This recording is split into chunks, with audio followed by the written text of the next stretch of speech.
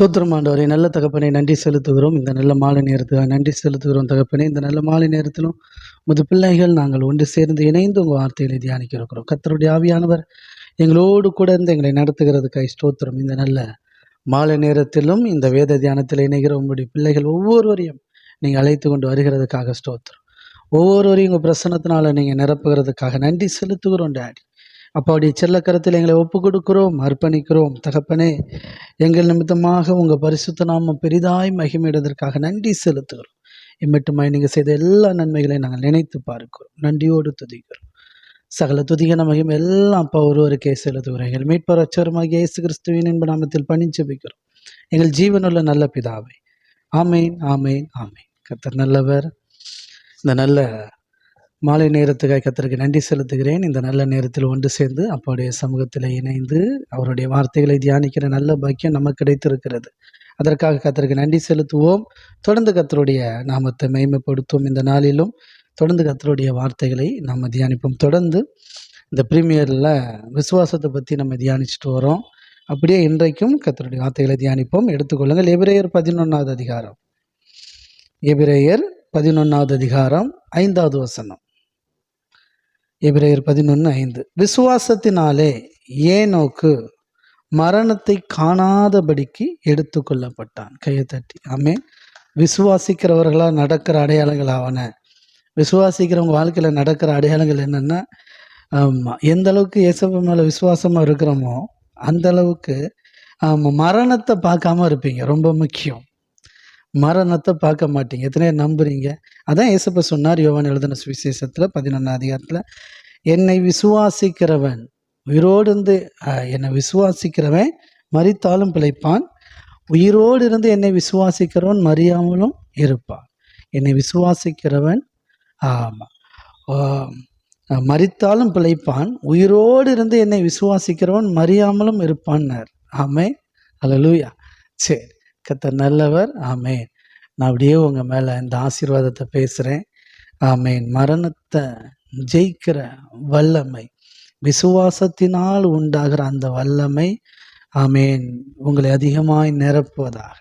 உங்கள் விசுவாசத்தை ஏசப்பா இன்னும் அதிகமாக வர்த்திக்க பண்ணிக்கிட்டே இருப்பார். அவர் வர்த்திக்க பண்ண நீங்கள் மரணத்தை பார்க்க மாட்டீங்க. மரணம்லாம் தள்ளி போயிடும். ஆமென், ஆமாம். இது ரொம்ப முக்கியம். அவன் மரணத்தை காணாதபடிக்கு எடுத்துக்கொள்ளப்பட்டான். இன்று கண்ட எகிப்தியனை நீ காண்பதில்லை. அப்படி மாதிரி இஸ்ரவேல் ஜனங்கள் தங்களுடைய எதிரியான எகிப்தியரை அதுக்கு பிறகு பார்க்கல. ஏன்னா இவங்களை துரத்தி வந்த மரண பயத்தில் தான் ஓடினாங்க. அவங்கள போட்டு தள்ளிடலாம். ஆமாம், நம்மளை விட்டுட்டு எப்படா போகலாம், அவங்கள பிடிச்சி காலி பண்ண விடக்கூடாது, இல்லைன்னா அடிமையாக கூப்பிட்டு போகணும். ரெண்டும் ஒன்று தான். அவன்கிட்ட போய் அடிமையாக வாழ்கிறது ஒன்று தான், சாகிறது ஒன்று தான். அப்படி அவங்கள துரத்திட்டு வந்த மரணத்தையே காலி பண்ண, மரணத்தினால் அழிச்சார் பழைய உடன்படிக்கையில். இப்போ புதிய உடன்படிக்கையில் இயேசு கிறிஸ்து மரணத்தையே தம்முடைய மரணத்தினால் அழித்து காலி பண்ணிட்டார். ஆமேன். வேதம் சொல்லுது இல்லையா? ஆமேன். கிறிஸ்துவின் ஆவியின் பிரமாணம் என்னை பாவம் மரணம் என்கிற பிரமாணத்திலிருந்து விடுதலை ஆக்கிற்றே. அப்படிதானே வசனம் சொல்லுது. ஆமாம், பாவம் மரணம் இது ஏதோ சும்மா ஏதோ பேருக்கு சொல்கிறாப்பில்லையா வசனம். பாவம் மரணம் என்கிற பிரமாணத்திலிருந்து விடுதலை ஆக்கிட்டு. கிறிஸ்துவின் ஆவியின் பிரமாணம். மாம்ச சிந்த மரணம், ஆவியின் சிந்தையோ ஜீவன சமாதானம். உங்களுக்குள்ளே இருக்கிற ஆவியானவர் ஆமீன் உங்களை நிரப்ப நிரப்ப நிரப்ப ஆவியிலேயே சிந்திப்பீங்க, ஆவியிலேயே நடத்தப்படுவீங்க, ஆவியிலே உண்டாகிற பலத்தினால் நிரப்பப்படுவீங்க, ஆவியிலே உண்டாகிற விசுவாசம் உங்களை நிரப்பும். அப்போ நீங்கள் மரணத்தை ஜெயிப்பீங்க. நீங்கள் உலகத்தை ஜெயிப்பீர்கள் என்று இயேசு கிறிஸ்து சொன்னார். இந்த உலகத்தில் தான் மரணம் இருக்குது. ஆமாம், பரலோகத்தில் மரணம் கிடையாது, இந்த பூமியில் தான் மரணம் இருக்குது. அந்த மரணத்தை நீங்கள் ஜெயிப்பீங்க. உலகத்தை ஜெயிக்கிறதுல ஒன்று இருக்குது, மரணத்தை ஜெயிக்கிறதும் அதுக்குள்ளே தான் இருக்குது. ஆமென். அதனால் நீங்கள் மரணத்தை ஜெயிப்பீங்க. வியாதி நிமித்தம் வருகிற மரணம், விபத்துகள், இயற்கை சீற்றங்களால் ஏற்படுகிற மரணம், விபத்துகளினால் ஏற்படுகிற மரணம், எல்லா மரணத்திலிருந்தும் தேவன் நம்மை விடுவித்திருக்கிறார். ஆமேன். நீங்களும் நீக்கலாக்கப்பட்டிருக்கிறீர்கள். ஆமேன். சொல்லுங்கள். ஆமேன். ஆமாம், மரணம் என்னை நெருங்க முடியாது. ஆமேன். நான் மரணத்தை காண மாட்டேன். ஆமேன். ஆமாம், என்னுடைய மரணத்தை நான் பார்ப்பேன். பார்க்கவே மாட்டேங்க. மரணம் இருள் வரைக்கும் நீங்கள் போக மாட்டீங்க. மரணத்தை நீங்கள் பார்க்க மாட்டீங்க. ஆமேன். அதான் பிரதர். ஆமாம், உண்மைதான். செத்த பிறகு எப்படி மரணம் தெரியும்? இல்லை, மறிக்கிறவங்களுக்கு தெரியுமே. அதனால் நீங்கள் மரணத்தை பார்க்க மாட்டீங்க, அந்த மரண இருளுக்குள்ளே போக மாட்டீங்க. நான் அப்படியே உங்களை ப்ளஸ் பண்ணுறேன். ஆமேன். Thank you daddy. சரி, மரணத்தை காணாமபடிக்கு அவன் எடுத்துக்கொள்ளப்பட்டான். தேவன் அவனை எடுத்துட்டார். தேவன் அவனை எடுத்துக்கொள்ளப்பட்டபடினாலே அவன் காணப்படாமல் போனான். சரிங்களா? அவன் தேவனுக்கு பிரியமானவன் என்று அவன் எடுத்துக்கொள்ளப்படுவதற்கு முன்னமே சாட்சி பெற்றான். கையை தட்டி. அப்போ மரணத்தை ஜெயிக்கிறதுக்கு ரொம்ப ஈஸி. தேவனுக்கு பிரியமாக வாழ்கிற நீங்கள் மரணத்தை ஈஸியாக ஜெயிப்பீங்க. எத்தனையோ நம்புறீங்க? அம்மா பிரதர், முன்னாடி நான் தேவனுக்கு பிரியமில்லாமல் வாழ்ந்தேன், இப்போ நிறைய தேவனுக்கு பிரியமாக வாழ்கிறேன், எனக்கு நல்லா தெரியுது அப்படின்னு எத்தனையோ சொல்கிறீங்க. உங்களை மரணம் தொடாதுன்றேன். உங்ககிட்ட மரணம் நெருங்க முடியாதுன்றேன். இந்த பக்கமே வராதுன்றேன். இயேசுவின் நாமத்தினால வராது. ஆமேன். ஆமாம், சொல்லுங்கள். ஏதாவது வியாதி நிமித்தம் மரண பயத்தில் இருக்கீங்களா? ஏதாவது கடன் நிமித்தம் மரண பயத்தில் இருக்கீங்களா? தற்கொலையின் ஆவி ஏதாவது செத்துரு அப்படிங்குதா? ஏதாவது பிரச்சனையை கொண்டு வந்து குடும்பத்தில் குழப்பத்தை கொண்டு வந்து, கணவனுக்கு இடையே மனைவிக்கிடையே சண்டை, பிள்ளைகள் பெற்றோர்களிடையே சண்டை, அண்ணன் தம்பி அக்கா தங்கச்சிக்குள்ளே சண்டை, ஏதாவது குடும்பத்தோட சண்டை, ஏதாவது ஒரு சண்டையை கொண்டு வந்து செத்துரு தற்கொலை பண்ணிடலாமா, ஈஸியாக போய் சேர்ந்துடலாம், எதுக்கு இந்த பூமியில் கஷ்டப்பட்டுக்கிட்டு ரொம்ப ரிஸ்க் எடுத்துக்கிட்டு, கடன் தொல்லைனால ரொம்ப ரிஸ்க் எடுத்துகிட்டு நம்மளும் கடன் அடையணும்னு பார்த்துட்ருக்குறோம். கடன் அடைக்கிறதுக்கு எவ்வளோ ட்ரை பண்ணுறோம். ஒன்றும் நடந்த மாதிரி இல்லை. பெசாட்டில் எஸ்கேப் ஆயிடலாம். நம்ம ஈஸியாக தற்கொலை பண்ணிவிட்டு யாருக்கும் பாரம் இல்லாமல் எந்த கஷ்டமும் அனுபவிக்காமல் நிம்மதியாக போயிடலாம் அப்படின்னு யாருக்காவது தவறான எண்ணம் இருந்துன்னா இயேசுவின் நாமத்தினால வெளியேறுவதாக. அப்படி உங்களை அழைக்கலை அவர். ஆமாம், அப்படிப்பட்ட அப்பாவுக்கு நீங்கள் பிறக்கலை. உங்கள் அப்பா சர்வ வல்லமை மிக்கவர். ஏசப்பா உலகத்தை ஜெயித்தவர். எத்தனை புரியுது சொல்லுங்கள்? எங்கள் அப்பா உலகத்தை ஜெயித்தார், நானும் உலகத்தை ஜெயிப்பேன். ஏசப்பா சொன்னார் இல்லையா, அந்த உலகத்தில் ஒவ்வொருத்தரம் உண்டு, ஆனாலும் திடன் கொள்ளுங்க, நான் உலகத்தை ஜெயித்தேன் அப்படின்னார் இல்லையா. தேவனால் பிறப்பதெல்லாம் உலகத்தை ஜெயிக்கும். இயேசு கிறிஸ்துவே தேவனுடைய குமாரன் என்று விசுவாசிக்கிற விசுவாசம்தான் உலகத்தை ஜெயிக்கிற ஜெயம். அதனால் ஏசப்பாவை நம்பி ஏசப்பா விசுவாசித்து வாழ்கிற நீங்கள் மரணத்தை ஜெயிப்பீங்க. எத்தனை பேர் நம்புறீங்க? மரணத்தை ஜெயிப்பீங்க. ஆமேன், ஆமேன், ஆமேன், ஆமேன். ஹல்லேலூயா, ஆமேன். மரண இருள் உங்களை விட்டு அப்படியே நீங்கி போகட்டும். உங்கள் வாழ்க்கையில் இயேசு கிறிஸ்து மகிமையின் ஒளியாய் பிரகாசிப்பதனாக இருள் உங்கள் வாழ்க்கையில் வராது, மரண இருளும் வராது. ஆமேன். ஆமாம், இருள் உங்களை விட்டு நீங்கி போகும். வெளிச்சம், நீதிமானுடைய வெளிச்சம் நண்பகல் சூரியனை போல் அதிகமாக பிரசங்கிக்கும், அதிகமாக பிரகாசிக்குமா. நீங்கள் யார்? நீதிமான். அப்போ உங்கள் வெளிச்சம் அதிகமாக பிரகாசிக்கும். அப்படின்னா என்ன அர்த்தம்? சாவை பார்க்க மாட்டீங்கன்னு அர்த்தம். மரண இருளுக்குள்ளே போக மாட்டீங்கன்னு அர்த்தம். ஆமீன். பிசாசு அதுக்கு உங்களை கொண்டு போகிறதுக்கு ரொம்ப ஆசைப்படுவான். அவனுக்கு ரொம்ப ஆசையாக இருக்கும், சீக்கிரம் வந்துடணும், விடக்கூடாது. ஆமாம், அப்பாவுக்கு அது ஆசையே கிடையாது. ஆமேன். நீங்கள் வாழணும், அதான் தேவனுடைய ஆசை. சொல்லுங்கள், நான் ரொம்ப நாள் வாழணும், நான் அவருக்கு சாட்சியாக வாழணும். ஆமேன். அவருக்கு பிரியமான பிள்ளையா அந்த பூமியில் அவருடைய நாமத்தை மகிமைப்படுத்தும்படியா, அவருடைய நாமத்தை பிரஸ்தாபப்படுத்தும்படியா, அவருடைய பிள்ளையா நான் அந்த பூமியில் ரொம்ப வருஷம் வாழணும். எத்தனை பேருக்கு புரியுது எதுக்காக நீங்கள் வாழ விரும்புகிறீங்க? தேவனுடைய சாட்சியா, தேவனுடைய பிள்ளையா, ஆமாம், அவரோடு கூட. ஆமேன். இந்த பூமியிலையும் ஆமாம் ரொம்ப நாள் வாழணும், நித்தியமாக அவரோடு கூட வாழணும். எத்தனை விசுவாசிக்கிறீங்க? ஆமேன். அப்படிப்பட்ட வாழ்க்கைக்குள்ளாக கர்த்தர் நம்மை வழி நடத்தி செல்வார்கள். ஓகே. ஏனோக்கு பார்த்தீங்கன்னா கர்த்தருக்கு பிரியமானவன் என்று அப்பவே சாட்சி கொடுத்தானா, சாட்சியாக இருந்தானா. ஆமாம், பார்த்துக்காங்க. அப்போவே எங்கே இருக்குது ஏனோக்கு? ஆதியாகமம்.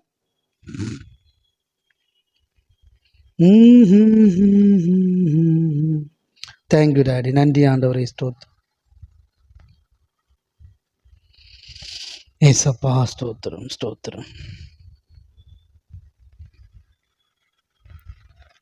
ஆதியாகமம்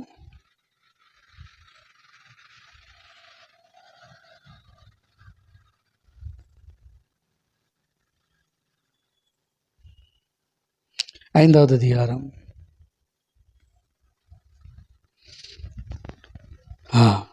பாருங்க, 5வது அதிகாரம் 21 வசனம். ஏனோக்கு 65 வயதான போது மெத்துசெலாவை பெற்றான். 65 வயசுலேயே குழந்தை பெற்றுட்டார். சரிங்களா? ஏனோக்கு தேவனோடு சஞ்சரித்தான். நீங்கள் நினைக்கலாம், பிரதர் ஏனோக்கு எப்படி தேவனோட சஞ்சரிச்சிட்டாரு? மனைவி பிள்ளைகளோடலாம் இருந்து எப்பவும் தேவனோட சஞ்சரித்து அவ்வளோ பிரியமானவராக உண்மையிலே வாழ்ந்தார் அப்படின்னா வாழ்ந்தார். பார்ப்போம். ஏனோக்கு 65 வயதான போது மெத்துசெலாவை பெற்றான்.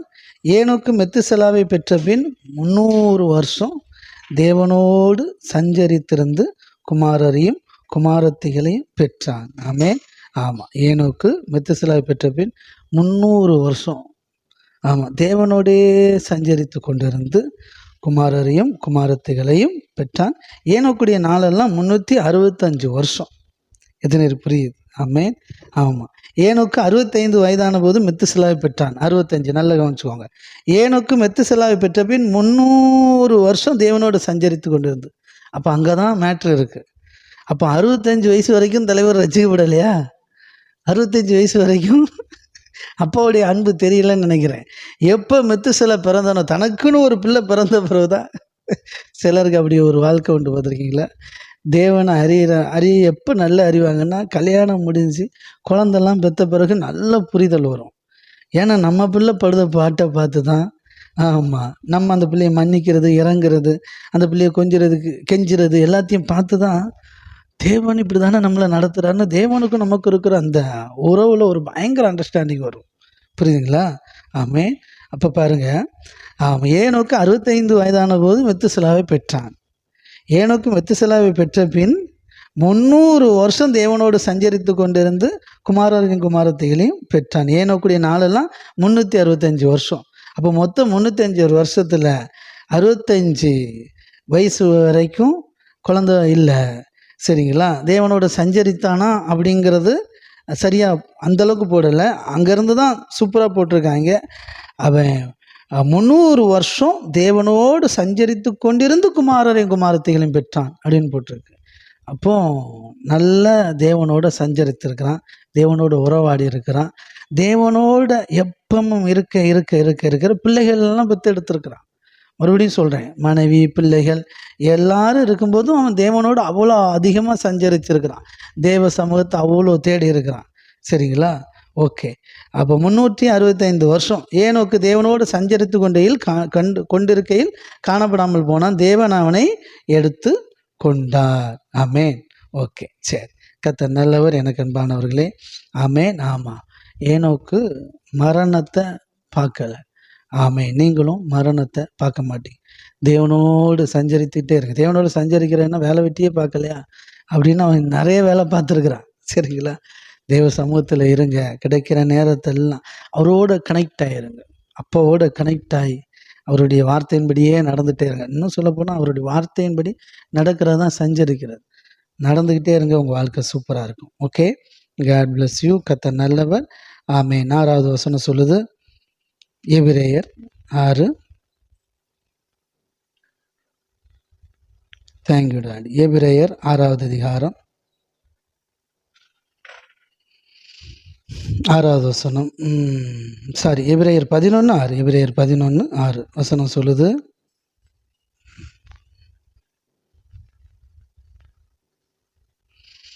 ஆமென். விசுவாசம் இல்லாமல் தேவனுக்கு பிரியமாக இருப்பது கூடாத காரியம். எங்கே சொல்லப்பட்டிருக்கு? மேலே பாருங்கள், நல்ல கவனிச்சுவோம்.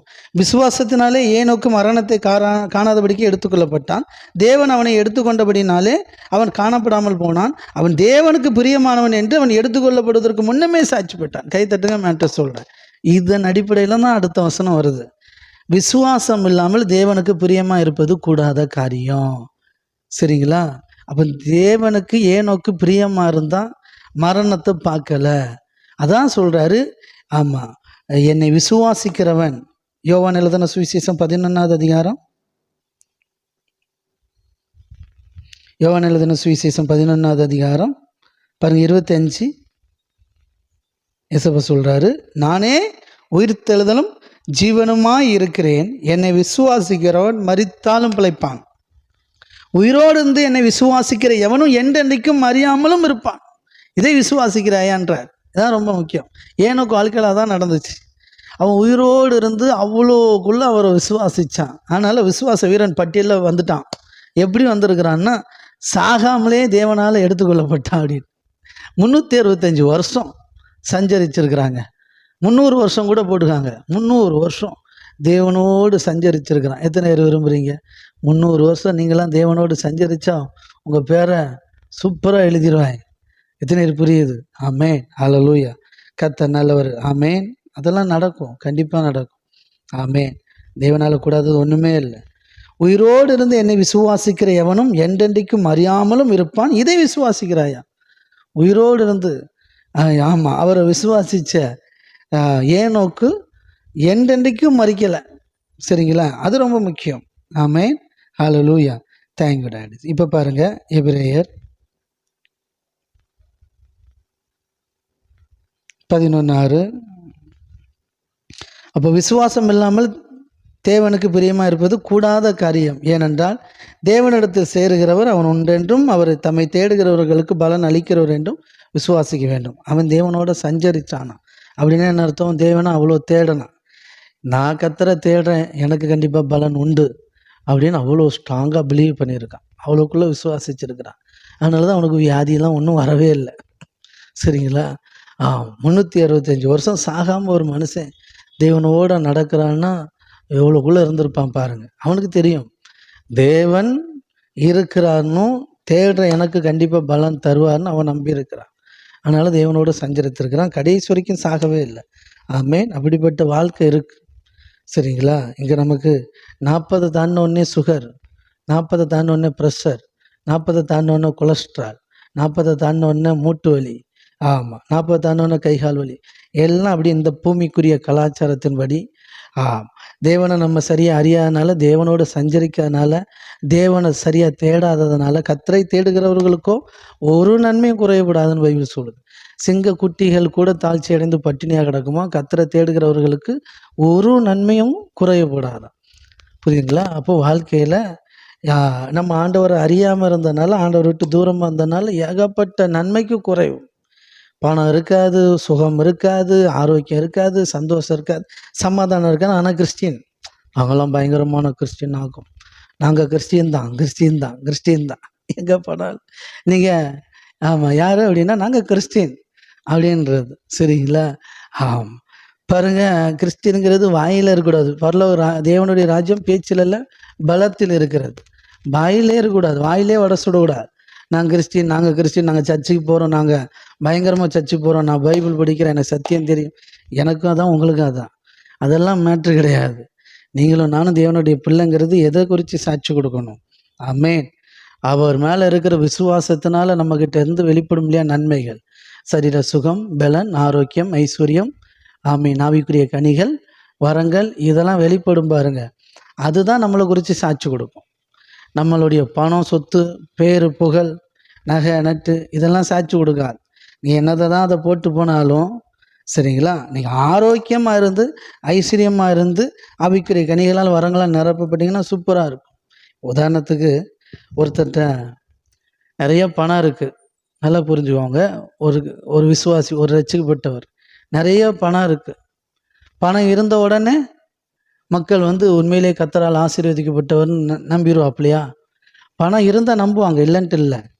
அதே ஆள் 4 நாள் கழித்து ஆஸ்பத்திரியில் ஆமாம் படுத்து கிடந்தாப்புலன்னு என்ன நினைப்பாங்க?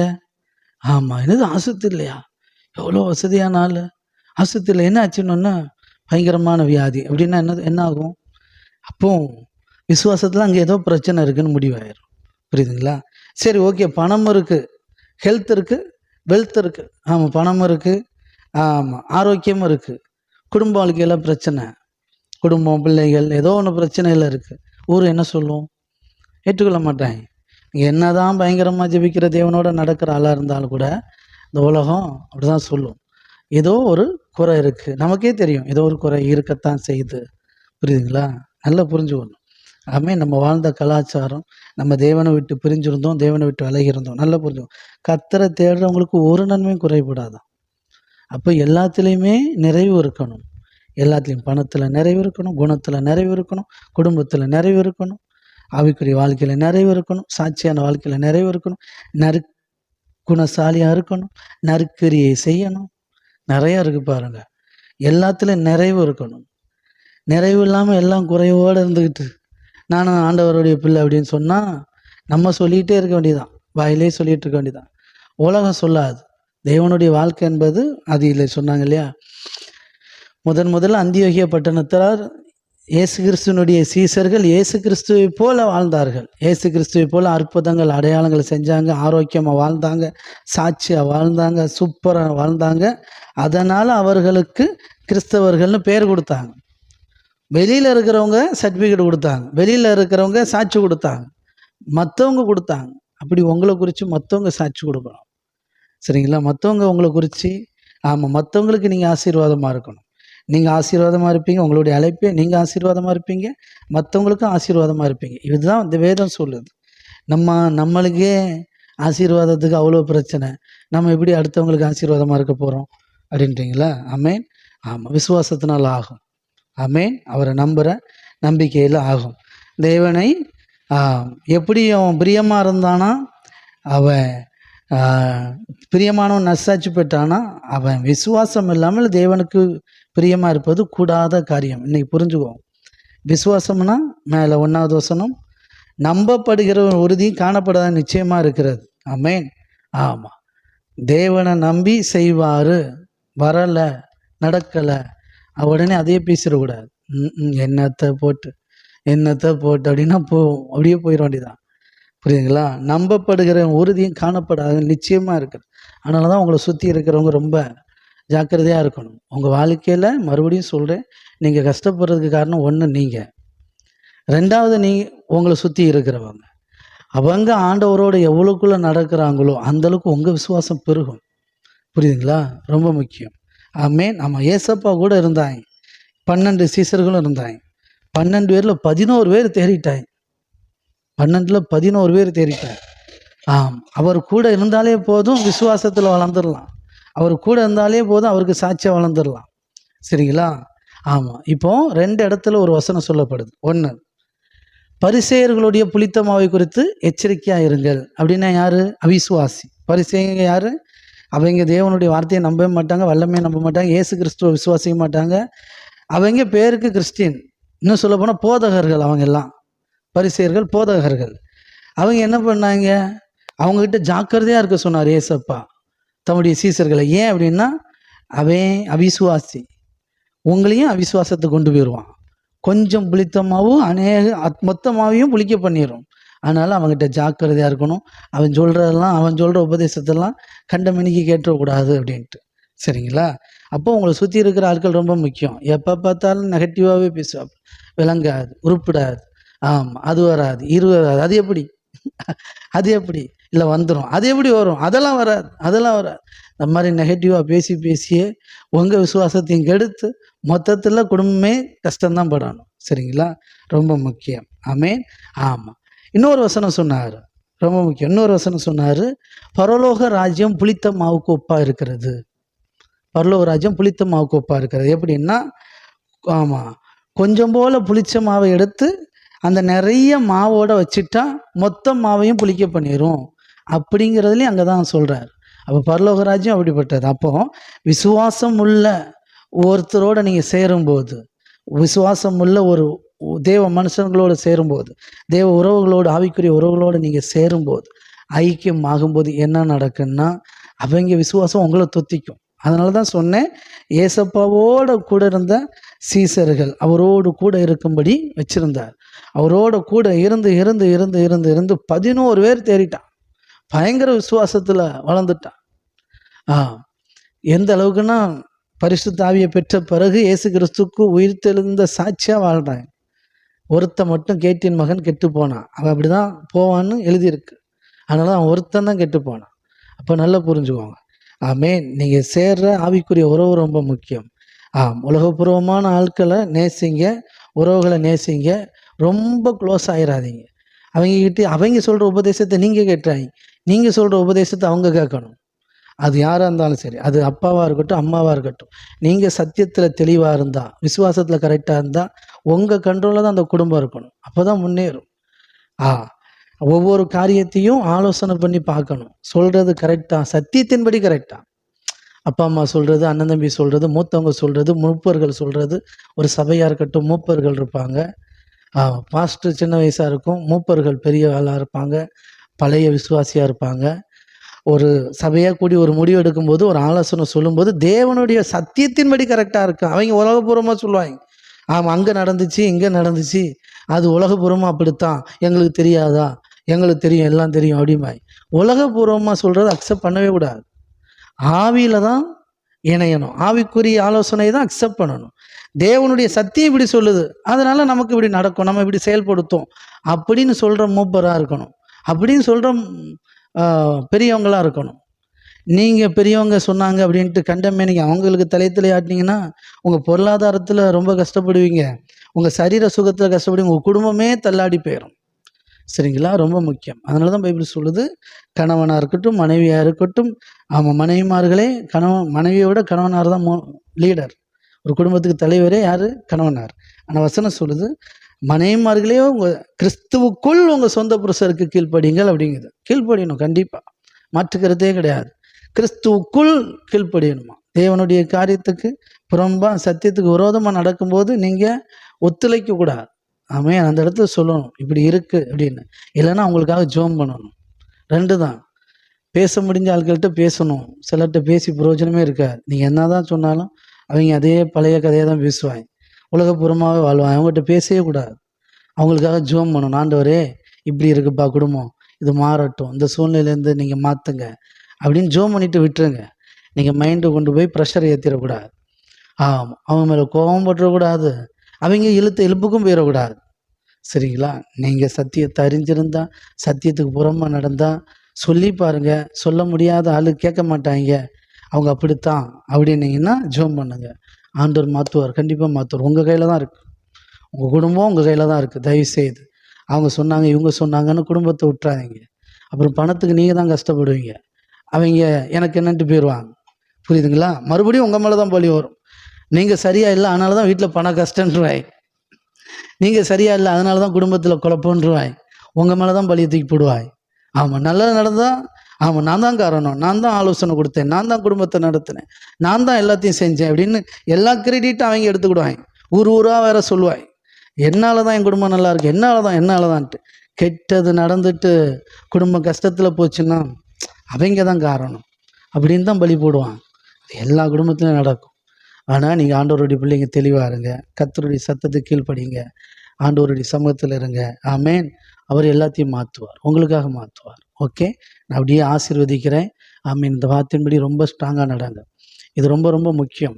இது ஒரு சபைக்கு, ஒரு குடும்பத்துக்கு, ஆமீன், ஒரு வாழ்க்கைக்கு, ஒரு தனி குடும்பத்துக்கு, எல்லாருக்கும் இது பிரயோஜனமாக இருக்கும். ஒருவருக்கு ஒருவர் கிறிஸ்துக்குள்ள கீழ்ப்படியணும், ஒருவருக்கு ஒருவர் கிறிஸ்துக்குள் அன்பு கூறணும், கிறிஸ்துவுக்குள் நேசிக்கணும், சத்தியத்தின்படி வாழுங்க. சத்தியத்துக்கு விரோதமாக யார் எதிர்த்து நின்றாலும் தைரியமாக நில்லுங்க, அகேன்ஸ்டாக நில்லுங்க, ஒத்துழைச்சிடாதீங்க. ஆமாம், ஐஸு குடித்தா ஜலதோஷம் பிடிக்கும், சளி வரும்னு சொன்னால் அக்செப்டே பண்ணக்கூடாது. அவங்களுக்கு தெரிஞ்ச அனுபவத்தில் பேசுவாங்க, எல்லாருக்கும் தெரியும். ஐஸு குடித்தா இதாகும், நைட்டு கீரை சாப்பிட்டா, லெமன் சாப்பிட்டா இருக்குது, உண்மை இல்லைன்னு சொல்லலை. உணவை எந்தெந்த உணவை எப்போ சாப்பிடணும்னு இருக்குது. ஆனால் நல்லா புரிஞ்சுக்கிடணும், அந்த உணவை இப்படி சாப்பிட்டனால தான் இப்படி வரும் அப்படின்னு முடிவு எடுத்துடவே கூடாது. நீங்கள் எத்தனை பேர் ஐஸு சாப்பிட்டு, எத்தனை பேர் சாப்பிட்டு அன்றைக்கி பூரா சளி பிடிச்சிருக்கு, நைட்டு சாப்பிட்டு மழை பெய்கிற நேரத்தில் ஐஸு சாப்பிட்டு எத்தனை பேருக்கு சளி பிடிச்சிருக்கு. எனக்கெல்லாம் நிறைய நேரம் சுகமாக இருக்குது. கொஞ்சம் இருமல் இருக்கும், ஏதோ ஒரு ஃபங்க்ஷன் வீட்டில், ஏதோ ஒரு பாஸ்டர்ஸ் மீட்டிங்கில் ஐஸ் வேறு வழி இல்லாமல் சாப்பிட்டுருவோம், ஆசையில் சாப்பிட்ருவோம், சரியாக இருக்குது. அதனால் இப்படித்தான்ற கூடாது, நெகட்டிவாக எதையுமே அக்செப்ட் பண்ணவே கூடாது. எதாக இருந்தாலும் பாசிட்டிவ் தான். சரிங்களா? அது அப்படியாக்கும், இது எப்படியாக்கும் அப்படி சொன்னால் அக்செப்டே பண்ணக்கூடாது, காது கொடுத்து கேட்கக்கூடாது. உங்கள் விசுவாசம் ரொம்ப முக்கியம். நீங்கள் என்ன விசுவாசிக்கிறீங்களோ அப்படி தான் உங்களுக்கு நடக்கும். உங்களுக்கு இந்த இதனால், உலக பொருட்கள்னால உங்களுக்கு கேடு வராது. பவுல் சொல்கிறாரு, உங்களுக்கு முன்னாடி இருக்கிறத ஸ்தோத்திரத்தோடு சாப்பிடுங்க. கடையில் வாங்கி சாப்பிட்றத குறித்து ஒன்றும் கலக்கப்படாதீங்க. ஆமாம், கடையில் வாங்கி சாப்பிட்றத குறித்து ஒன்றும் கவலைப்படாதீங்க, பயப்படாதீங்க. ஸ்தோத்திரத்தோடு ஜெபம் பண்ணிட்டு சாப்பிடுங்க, ஒன்றும் செய்யாதுன்றாரு, தெரிஞ்சு தான் சொல்லியிருக்கிறார். சரிங்களா? ஆமாம். அதனால் தயவுசெய்து உங்கள் விசுவாசம் உங்களை சுகமாய், பலமாய், ஆரோக்கியமாய் வாழ வைக்கும். சத்தியத்தின்படி நீங்கள் போயிட்டே இருங்க, உங்கள் வாழ்க்கை ஜெயமாக இருக்கும். ஓகே, நான் அப்படியே ஆசீர்வதிக்கிறேன். கண்களை மூடி. நல்ல தகப்பனே, இந்த நல்ல நாளுக்காக நன்றி செலுத்துகிறோம், நல்ல வார்த்தைக்காக நன்றி செலுத்துகிறோம். இம்மட்டுமாய் தேவன் கிருபையாக எங்களை நடத்தியதற்காக நன்றி அப்பா. Thank you daddy. ஹalleluya. அந்த வார்த்தைகளுக்காக ஸ்தோத்திரம்.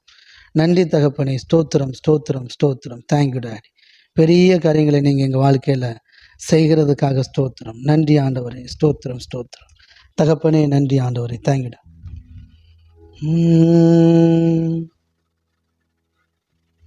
Thank you daddy. நன்றி ஆண்டவரே. நல்லவரே நன்றி செலுத்துகிறோம். ஓ தேங்க்யூ டாடி. ஹalleluya. நல்ல தகப்பனே நன்றி செலுத்துகிறோம். Thank you daddy.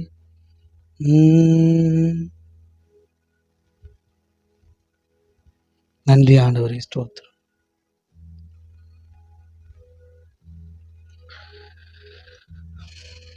நல்லவரே, செயல்களில் வல்லவரே, சொல்வதிலும் செய்வதிலும் முரண்பாடற்றவரே.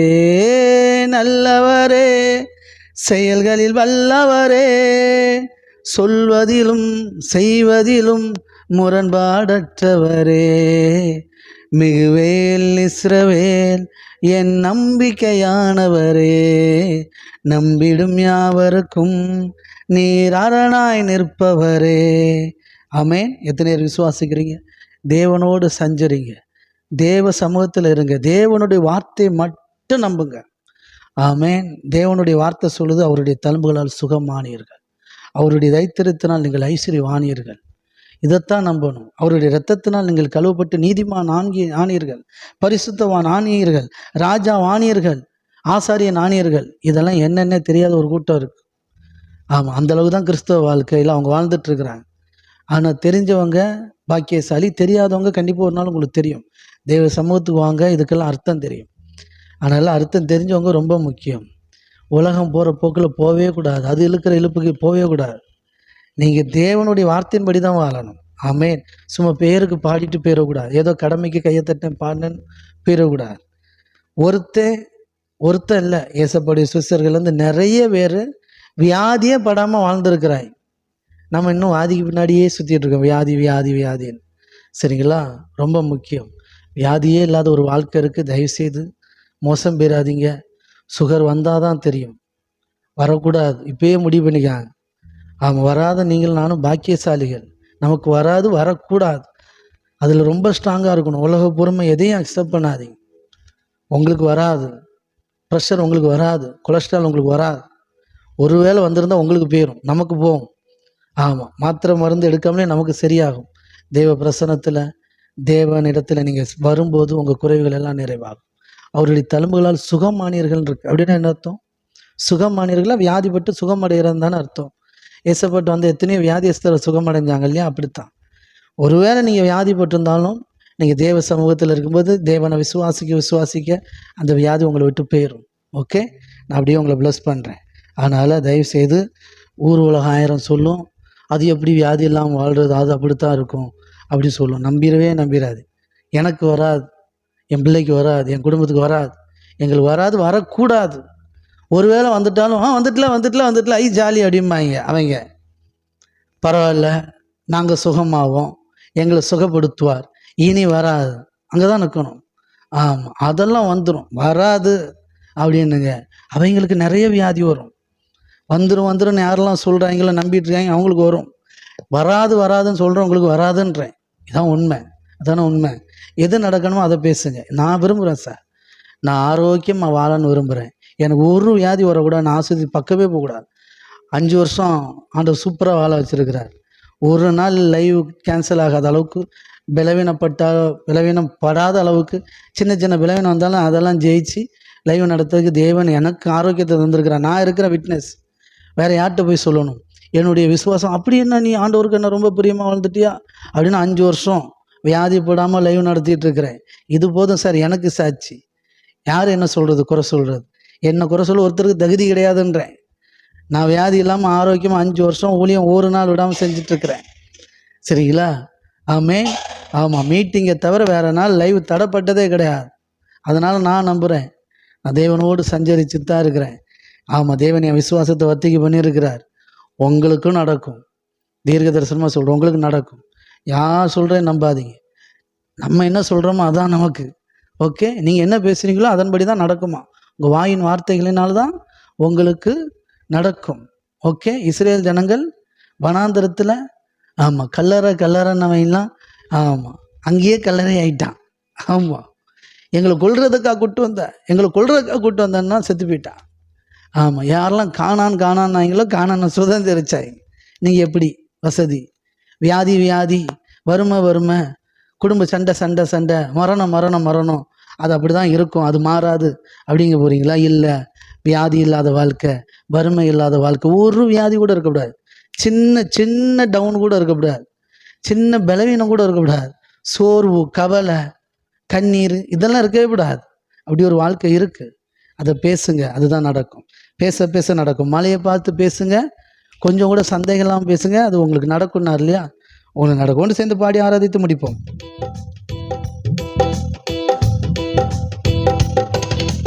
நல்லவரே, செயல்களில் வல்லவரே, சொல்வதிலும் செய்வதிலும் முரண்பாடற்றவரே. நல்லவரே, செயல்களில் வல்லவரே, சொல்வதிலும் செய்வதிலும் முரண்பாடற்றவரே. மிகுவேல் இஸ்ரவேல் என் நம்பிக்கையானவரே, நம்பிடும் யாவருக்கும் நீர் அரணாய் நிற்பவரே. அவரை நம்புற உங்களுக்கு அவர் அரணா இருப்பார். வியாதி உள்ள வராது, வறுமை உள்ள வராது. இரத்த கோட்டைக்குள்ளே நான் நுழைந்து விட்டேன், இனி எதுவும் என்னை அணுகாதுன்னு ஃபாதர் பாடினார் பாருங்க. அப்படி அரணா இருப்பார், கோட்டையா இருப்பார், ஒன்றும் உள்ள வராது. வேதம் சொல்லுது யோபுவுக்கு. ஆமேன். ஆமாம், யோபுவை சுற்றிலும் தேவன் ஒரு கோட்டை அமைச்சிருந்தாராம், அரணா இருந்தாராம். ஆமாம், ஒரு தடுப்பு ஒரு கோட்டையாக இருந்தாராம், பாதுகாப்பாக இருந்தாராம். ஆமாம், அதனால் பிசாசால அவனை நெருங்கவே முடியாதான். அப்படி ஒரு வாழ்க்கை இருக்குது. அவரே உங்களுக்கு அரணாக இருப்பார், ஒன்றும் உள்ள நெருங்காது. சொல்லுங்கள், வியாதி நெருங்காது, வறுமை நெருங்காது, சண்டை சச்சரவு நெருங்காது. ஆமேன். வல்லவரே, செயல்களில் வல்லவரே, சொல்வதிலும் செய்வதிலும் முரண்பாடற்றவரே. மிகுவேல் இஸ்ரவேல் என் நம்பிக்கையானவரே, நம்பிடும் யாவருக்கும் நீர் அரணாய் நிற்பவரே. மிகுவேல் இஸ்ரவேல் என் நம்பிக்கையானவரே, நம்பிடும் யாவருக்கும் நீர் அரணாய் நிற்பவரே. நடக்குமா நடக்காதா என சோர்ந்து போயிருந்தேன், ஒரு அற்புதம் நடக்காதா என ஏங்கி போயிருந்தேன். எனக்கு நடக்குமா நடக்காதா என சோர்ந்து போயிருந்தேன், ஒரு அற்புதம் நடக்காதா என ஏங்கி போயிருந்தேன். நான் நினைத்திடா வேளையில் அற்புதம் செய்தாரே, யாரும் நினைத்திடா வழியிலும் அற்புதம் செய்தீரே. மிகுவேல் இஸ்ரவேல் என் நம்பிக்கையானவரே, நம்பிடும் யாவருக்கும் நீர் அரணாய் நிற்பவரே.